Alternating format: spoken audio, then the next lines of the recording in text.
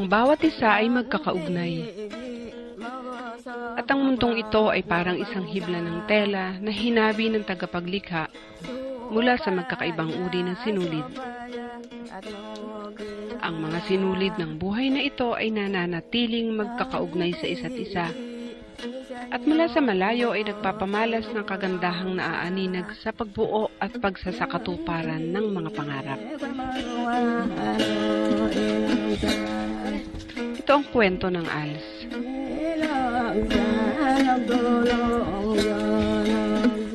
Ito ang kanilang kwento.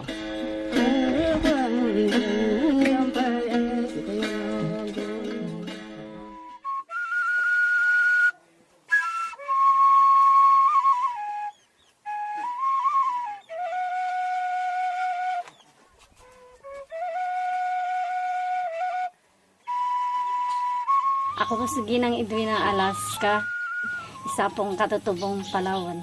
Para sa akin, ang may pinag-aralan ay siya magpapalaya sa kamangmangan ng isang tao at saka isang kayamanang hindi mananakaw ni naman. Ako po si Kabagay JR at ako po ay isang guro ng Indigenous Learning System. Hindi pala mahalaga ang pera.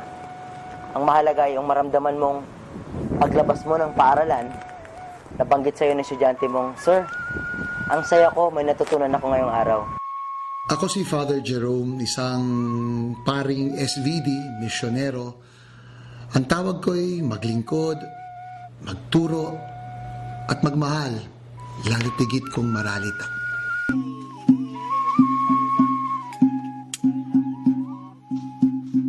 Hindi ko po sana pinangarap na mag-aral ng college. Kaya ang sagot ko sa subukan ko, kung kaya ng iba, kaya ko rin. 2005, nagpunta po ako sa school at nag-enroll po ako. Yung pangalang taon ko, si Sir GR ang naging guro ko. Din yun yung pagkapasa ko sa ELS. Nagsiga po ako kahit medyo mahirap ang aming buhay.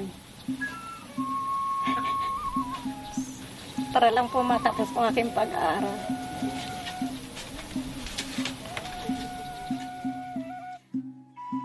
Ako po nagpapasalamat ng maroon kay Father Jerome Marquez ng SBD kasi malaki po ang naitulong nila sa aming katutubo. Sana po marami pang matulungan nila. Sabi ko, pag ako naging parte ng Indigenous Learning System, sisikapin kong magtrabaho, maging isang guro sa kanila na may pagmamahal at may dedikasyon. Ako'y magmimisyon kasama nila. At ang sarap ng pakiramdam na sabihin sa'yo, "Sir, salamat po. Isang ngiti lang ng ating mga kapatid na mga katutubo. Parang binayaran ka na ng isang taon mong trabaho." At higit sa lahat, nararamdaman mo na malaki pala ang parte ng Indigenous Learning System sa buhay nila. Dahil dati, sila nahiya makipaghalubilo sa tao. Takot yan, lumalayo yan pag may tao. Ngayon, nabuo ka na ng self-confidence.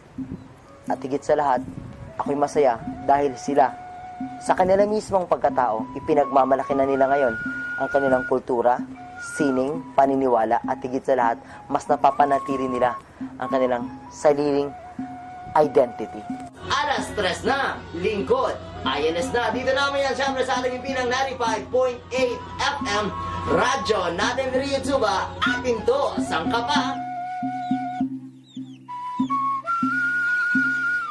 Through ALS, we're able to create a community that is not only trying to unify itself, but we're trying to rebuild the self-esteem of our young people. And I think that is the fundamental work of ALS program, that our young and the adults who did not complete education would start again to believe that they have the resources and the capacity to change their lives for better, to believe on themselves that we can do it. I realized that the lack of opportunity for education puts one's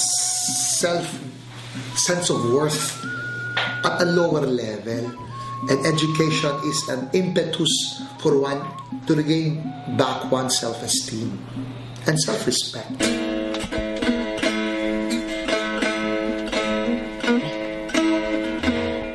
Ang kwento ng buhay ng tao ay kagaya ng isang daang tumatawid at nakarugtong sa iba pang mga daan. At karugtong ng bawat kwento ang kasaysayang nagbibigay kahulugan sa bawat tao, na bagamat magkakaiba ay binubuklod ng kanilang pagiging kabagay. Na sa wikang katutubong Palauan ay pumapatungkol sa isang kaibigan, kasama o kapwa. Ito ang kwento ng tatlong kasaysayang hinubog ng tunay na pag-asa. Tatlong kasaysayan ng buhay na animo ay magkakaiba, subalit pinigkis ng iisang kwento ng pangarap, pagmamalasakit, pangunawa at pagmamahal. Ito ang hangarin ng Ils at Als, ang magbigay ng pag-asa at dalisay na pagpapatotoo sa ating pagiging kapwa sa iba. Mawasak aklat na bangsa, supaya at magkilala. Nanti sa inyo